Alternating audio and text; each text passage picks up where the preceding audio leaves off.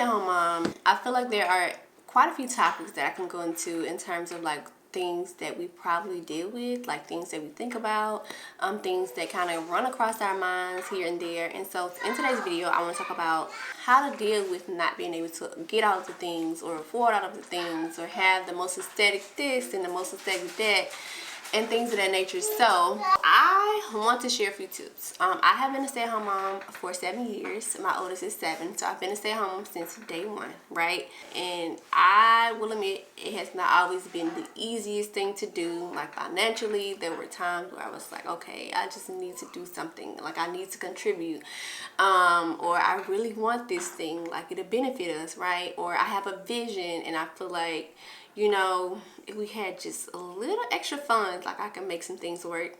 And there has been times where I was like, you know what, I'm at home for a reason. Like it's a bigger sacrifice to be at home than to just not have the extra funds, right? You are nurturing your children. You are being a keeper of your home. You are, you know, doing the budgeting. You're cooking. You are clean. Like there are so many other things that come with just not having the extra finances. Like there are so many families that are one income households and they are doing amazing, right? And so I would say that pretty much the whole time I've been a stay-at-home mom, like my husband has took care of 99% of all of the things, like, you know, of course the bills, the wants that I have, like of course our needs and stuff like that. And it's like I had to learn over time. Like we knew going in that it would be a sacrifice. Like none of my family, you know, were stay-at-home moms that I know about that just, you know, were not working outside of the home. So it wasn't something that I saw growing up, right? And so people really asked me like, hey, you know, when are you going to school, or are you planning to get a job, or whatever the case may be. But I knew the importance of being at home, being my children's first teacher, caring for them, you know, making sure they're safe, you know, making sure their needs are met and things of that nature. And it was like I am willing to sacrifice seeing all the first milestones, you know, being there, making sure, you know, everything I just said, I am willing to sacrifice that as opposed to going to work someone's job just to have extra money. Like, I don't want to miss anything, you know. Their safety, their well-being, you know, and things of the nature that comes first. So, I was willing to sacrifice that, right? And sometimes, you know, especially when you are in school, like when I became a stay-at-home mom, I was like going into my 3rd year of college. So I did finish, right? So I have a bachelor's degree in biology, but it wasn't easy because going in, I was like, I have to contribute. I went to school for all these years. I've studied all this time. Like, I want to contribute. But, you know, as I got into my Bible, as I started reading more, you know, and getting into the scriptures, like there are scriptures that tell you, you know, you have to be content. And I'm not going to read the whole thing or anything like that. I just put it on the screen or in the description box. But that's just something I had to learn to be, right? And so I have a few tips, right? So the first one I already said, I said to be content. I have my phone with little notes, just to be content. The second thing I have is know your budget, right? For some things we can have wants, we can have a list, and we could be like, we can't afford this, or, you know, I can't get this, but we probably can if we know how to budget. So you know how much you can spend, you know, you can save a little bit every month or every week or every 2 weeks. Like if you're going to do groceries and say for instance you have $75, but you only spent like $60 on the groceries, like you could save that $15 and just let it add up over time. So if you know your budget and you stick to a budget, there are ways that you could save to, you know, spend on things that you want to spend on. But of course you have to make sure you're checking in with your husband and stuff like that. But that's the second thing. The third thing I would say is to just get off social media. I feel like nowadays there are a lot of the stuff that stems from like not being content or wanting more or not being appreciative is because of social media. Like many people show their homes, show their children toys, their rooms, their cars, just their life in general, and it's like they make it picture perfect, right? They make it seem like you have to have these things, or that, you know, only the cool moms, or whatever the case may be. Like, a lot of the stuff on social media is not real. It's really not. Like, For a good amount of toys that my children have here, they were sent to me for free by brands. I buy them, right? And I don't paint the picture that we have to have this, you need to have this, these are must-haves, because we don't need, like, simple is best for kids. And for us, like, baby, if you got food, if you got clothes, you got a peace of mind, you have a roof over your head, you should be content. You know, like, of course we can always upgrade and change our living conditions, we can do better. But if you have all of those things, it's clean, you don't have any issues, like, you should be content. So stay off social media. You know, some people have these houses that are super aesthetic, nothing on the walls, you know, beige paint, and nothing against it if that's just what you are, like what you do or what you aspire to have. But for many of us, that's not the thing. So if you learn how to appreciate the small things that you do have, that God has trusted you with, trust me, when it's your time, you're gonna have what you need. All right, so yeah, just get off social media. Uriah, baby, stop. The fifth thing I have is to make time to look around and see all of the things that you do have. Sometimes we don't take into account the things we do have. Like I just said, if you have those essentials, you know, of course, food, clothing, you know, a home to stay in, that is essential. You know, you're doing amazing. Some people don't have that.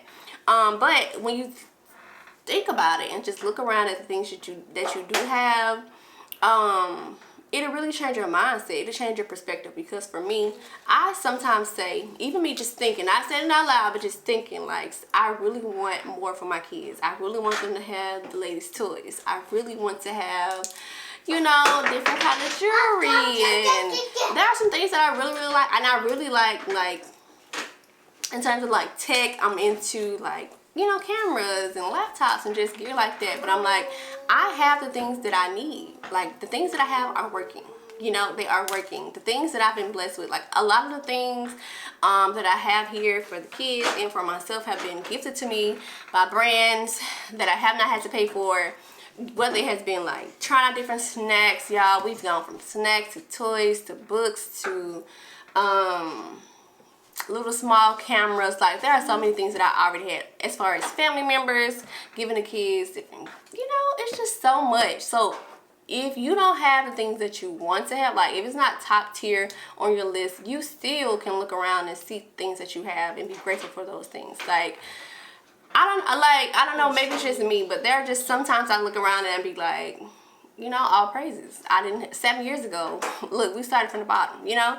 We didn't have all this stuff.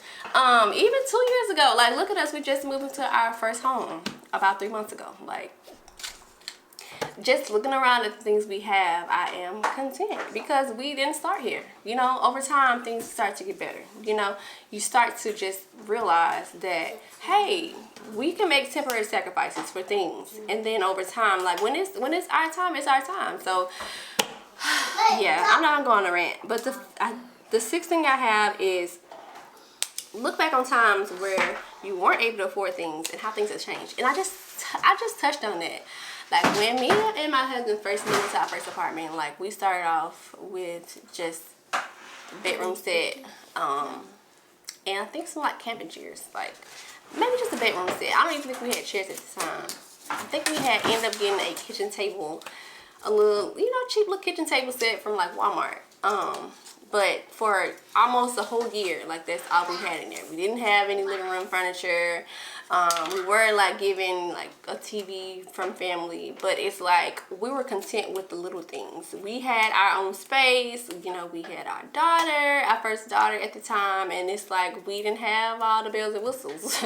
Like, we didn't have all the art decor, we didn't have like just, you know, the finer things, but we had what we needed. And it's like me looking back now at where we started, you know, 7 years ago, 8 years ago, to where we are now. It's like, I am blessed. Look at this. Do y'all see little pictures on the wall?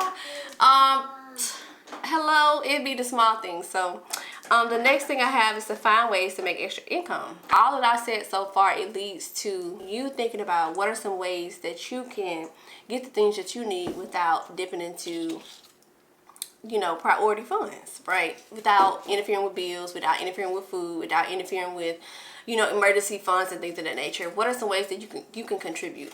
And so for me, initially I started, you know, doing personalized embroidery for kids, and then I, you know, went from there to doing like content creation on social media. So I have a whole video on like side incomes that I've done, ways to make money as a stay-at-home mom that you can watch. But stay-at-home mom, homeschool mom that you can watch. But it's like, what are some ways that you can make extra income? What are you good at?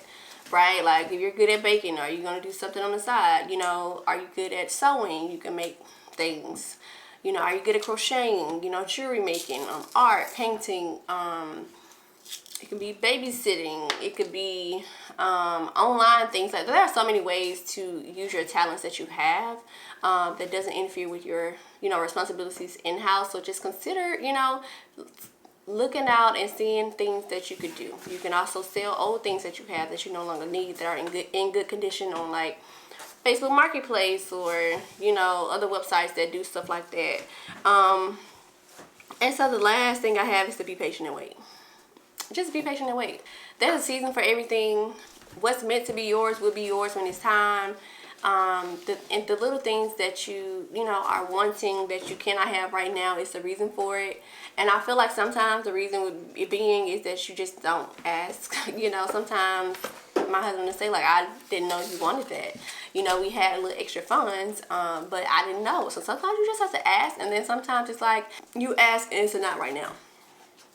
It could be, no, I can't do it this week, or maybe in a month or so, right? Can't do it this week, maybe I can do it next week, or something like that. But I feel like for the most part, we just have to learn that, you know, our life is different. Your life is different. You're a stay-at-home mom, which means there are going to be some sacrifices, and with a lot of us, it comes with financial sacrifices. Some of us that do out, you know, like side jobs, you know, content creation, influencing, you know, and other things like that. But for the most part, I feel like the bulk of our responsibility and time is going to nurturing our children, cleaning our homes, making sure our husband is great, making sure we're okay, you know, taking care of ourselves and stuff like that. So it's not a whole lot of time that can be devoted to other things. But yeah, I feel like I've said all I needed to say.